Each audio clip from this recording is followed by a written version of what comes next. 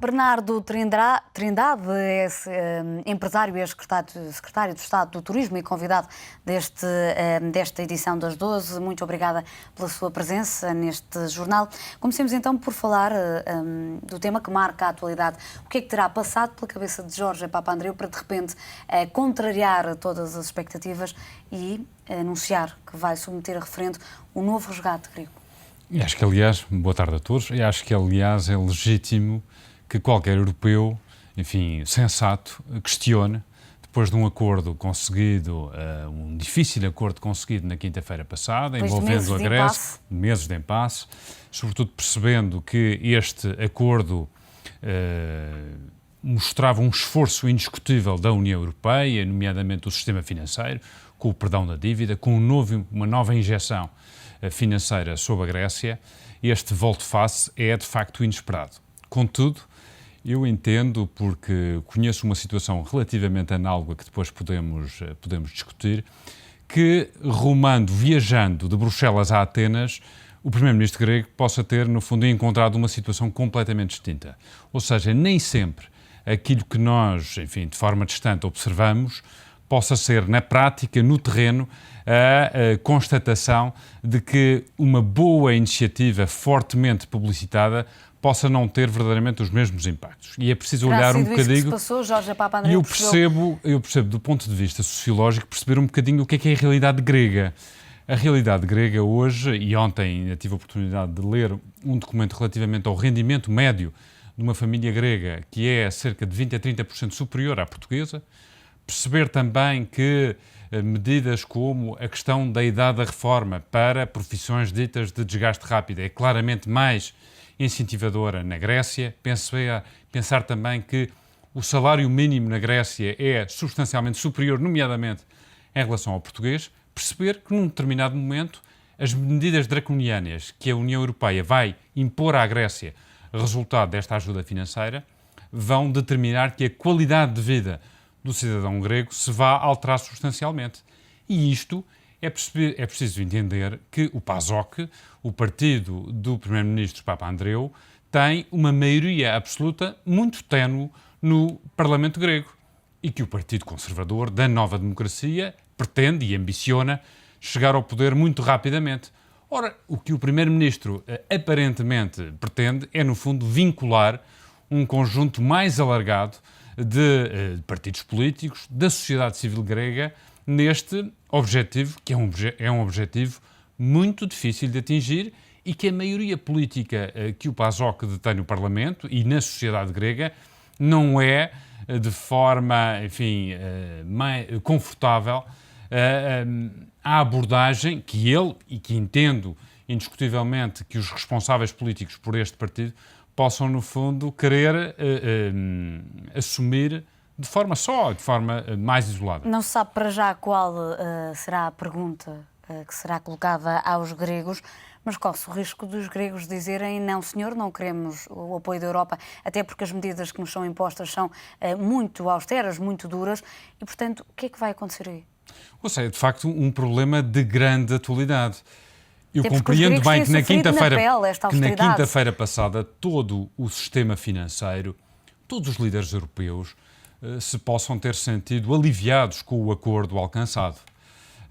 As próprias palavras do primeiro-ministro na altura, grego, recordo bem, esta é a salvação que a Grécia precisa para que num horizonte de médio e longo prazo possamos ter de facto uma reação diferente.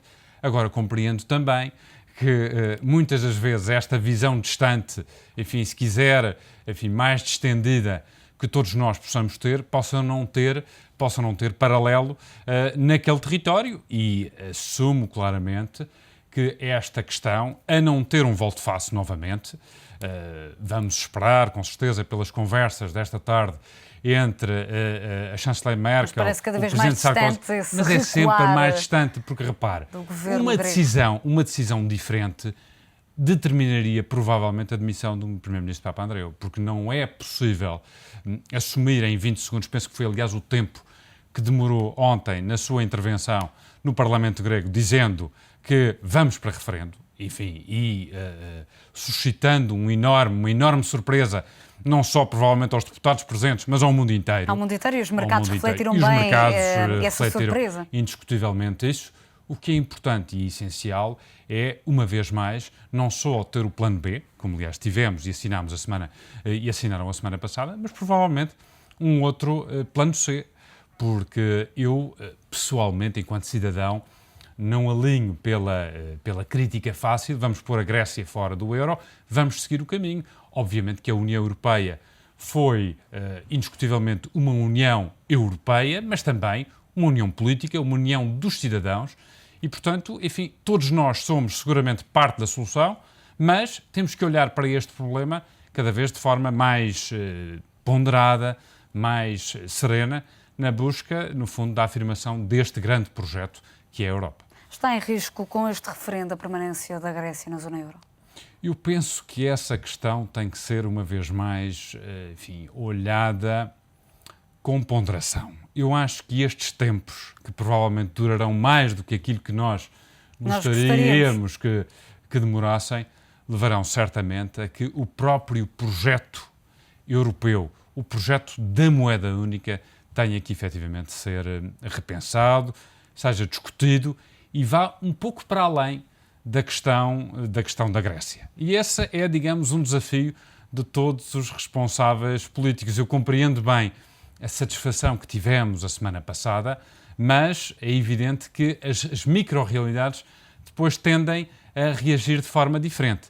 E, se me permite, eu gostaria, aliás, de dar este belíssimo exemplo. Foi um exemplo que sentimos há relativamente pouco tempo, que foi o exemplo das eleições internas regionais da Madeira, e quando a Madeira foi, digamos, parte do problema no contexto da ajuda externa. E aquilo que foi, digamos, a censura nacional relativamente a uma parte do território nacional que tinha omitido, que não tinha reportado parte, digamos, dos seus financiamentos ao Banco de Portugal e ao Instituto Nacional de Estatística, teve, na Madeira, a reação precisamente contrária. Ou seja, no fundo, transformou-se aquilo que seria, digamos, um quadro nacional de estabilidade numa guerra de uma parte do território contra o seu, pondo em causa, nomeadamente, a unidade nacional e colocando as questões, digamos, da soberania da Madeira, da soberania nacional, relativamente a uma questão que devíamos, desde logo, ter enfrentado. Isto, no fundo, para explicar um pouco aquilo que irá, provavelmente, no estado de alma de um grego, que tinha uma qualidade de vida inequívoca, que tinha um país que, no quadro do report à União Europeia, ter, no fundo, informado todos os seus fundamentais, todo o seu quadro de financiamento, e, nomeadamente, veio-se a perceber que, inclusivamente, os dados financeiros que tinham sido reportados à União Europeia estavam errados, tinham sido deliberadamente escamoteados. E, portanto, são com estas micro-realidades que muitas vezes temos que conviver. Angela Merkel e Nicolas Sarkozy encontram-se esta noite em Cannes com o primeiro-ministro grego, Jorge Papandreou. Será que o primeiro-ministro vai recuar perante a pressão do ex-franco-alemão? Eu tenho muitas dúvidas ainda margem para recurso depois do Conselho de Ministros ter dado força a Papandreou? A grande questão é um pouco esta. Eu tenho, ou temos provavelmente a consciência de que, em circunstância alguma, no acordo conseguido na quinta-feira passada, que esta questão do referendo tivesse sido posta em cima da mesa. Ou seja, no fundo, a forma categórica com que cada um dos nossos protagonistas europeus, quer o primeiro-ministro grego, quer os líderes europeus, nomeadamente os países mais importantes e aqueles que estão, no fundo, mais expostos à dívida grega, não passaria pela cabeça que esta questão tivesse sido discutida. No entanto, ela surgiu e é com ela, no fundo, que temos que conviver e, sobretudo, ser suficientemente ativos para que soluções possam ser encontradas a breve prazo. Voltamos a falar daqui a instantes. Olhamos agora para a cimeira do G20 que arranca amanhã em Cannes. A Grécia deverá dominar esta cimeira. O G20 vai reunir a partir desta quinta-feira para analisar a recessão económica atual e delinear uma estratégia para cumprir os compromissos económicos assumidos atualmente. O plano de ajuda à Grécia vai ser examinado na reunião, numa tentativa de impedir o alastramento da crise aos restantes países. Para impedir novos riscos, o G20 quer ainda aprovar novas normas no mercado das matérias-primas e tentar evitar que a crise chegue às instituições financeiras que não estão ao abrigo das regras já aprovadas. Em vésperas da cimeira, em entrevista ao jornal francês Le Figaro, o presidente chinês apela à solidariedade entre as maiores economias mundiais. O Jintao considera que o espírito solidário entre as maiores economias deve levar à coordenação das políticas macroeconómicas e levar ao combate aos grandes desafios económicos e financeiros do mundo. O líder chinês mostra-se confiante na estabilização da zona euro e está otimista quanto ao encontro de Cannes. A reunião do G20 deverá servir para aplicar novas medidas de combate aos paraísos fiscais, cujos lucros têm aumentado no último ano. Em cima da mesa estará também uma taxa sobre as transações financeiras. Olhamos então para este encontro entre as 20 maiores economias do mundo. Já sabíamos que, de facto, a Grécia e a crise de dívida soberana vai estar em cima da mesa, mas hoje a incerteza prevalece, até porque ficamos a aguardar pelo encontro desta noite e não percebemos muito bem o que é que vai estar amanhã em discussão relativamente à Grécia nesta reunião. Por meio de razão, este tema é incontornável. Aliás, basta olhar um pouco para a decisão recente, penso que tomada há horas, pelo Ministro das Finanças alemão, que veio, no fundo, fazer um stop relativamente à própria emissão de dívida que permitia o cofinanciamento da dívida grega. O que pensar, nomeadamente, de países mais distantes, designadamente a China, o Brasil, o Japão, que, obviamente, serão solução na exata medida de que, digamos, este quadro de intervenção possa estabilizar. E, portanto, acho que antes de discutir estas questões, que são obviamente muito importantes, porque permitem, no fundo, trabalhar num universo económico onde, do ponto de vista da garantia de quem investe, do ponto de vista de quem trabalha, possa, no fundo, ter um quadro de estabilidade na sua intervenção.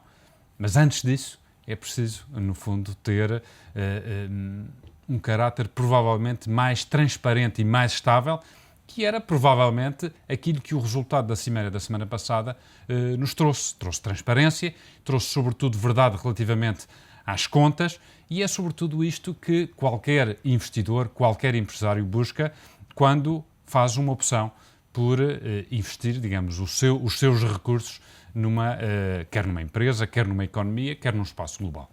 O Jintao, o presidente da China, em vésperas desta cimeira, fez declarações ao Le Figaro, disse que deve prevalecer o espírito solidário entre as maiores economias e que os países deverão coordenar as políticas macroeconómicas. Ora, é exatamente isso que não está a acontecer neste momento. Eu acho que é sobretudo e esta... a China que é uma peça-chave agora na reconstrução do projeto europeu, porque já disse estar disponível para investir na Europa. Eu acho que é uma disponibilidade que nós devemos restar, assim como devemos restar a disponibilidade que a Presidente Dilma do Brasil, muito recentemente, também manifestou para intervir, digamos, neste momento em que este espaço, o espaço europeu, precisa precisamente destas intervenções que valorizam muito precisamente este espírito solidário, que é algo que deve, no fundo, nortear a ação dos diferentes Estados.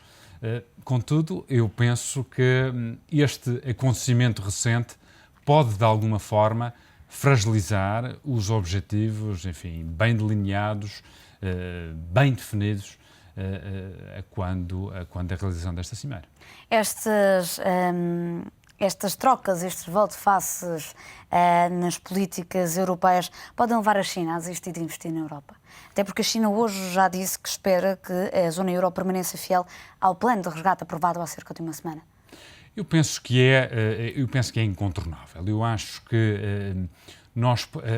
penso que a China, enquanto país, enquanto potência, enquanto grande dimensão, pode questionar momentaneamente esta intervenção, até que a solução possa efetivamente ser conseguida. Agora, acho que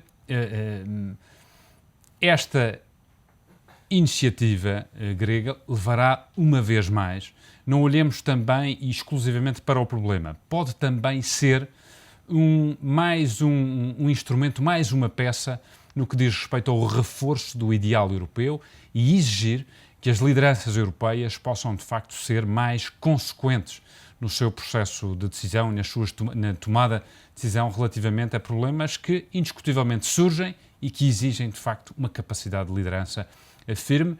Acho que é um tempo também, e vejo isto também de uma perspectiva eventualmente otimista, é o tempo também para que, enfim, estes 27 Estados-membros, estes 17 Estados-membros que compõem o euro, de, no fundo, fortalecerem a sua capacidade de intervenção, tornem este espaço mais aprazível do ponto de vista de investimento, para que investidores institucionais, designadamente estas grandes potências emergentes, como o Brasil, como a Rússia, como a China, possam olhar para este espaço europeu com mais interesse. Bernardo, muito obrigada pela sua presença nesta edição das 12 e voltamos a marcar encontro daqui a uma semana. Muito obrigado.